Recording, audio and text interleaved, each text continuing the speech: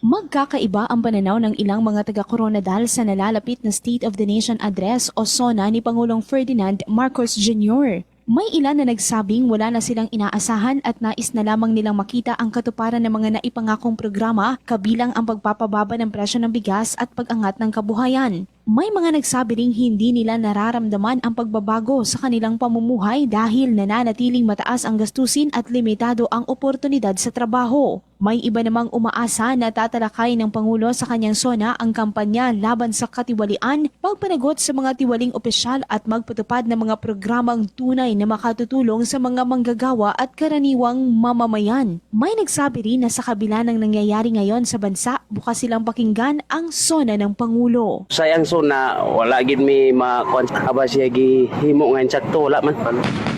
Bago nga himuon niya, nga kung diin gid ang iyang pakita.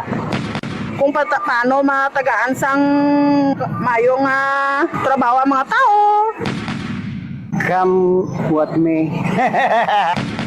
So feel ko I might even disagree with him even more po. Ang tinig ng ilang mga taga-Coronadal. Grace Torreta, NDBC, PW Balita.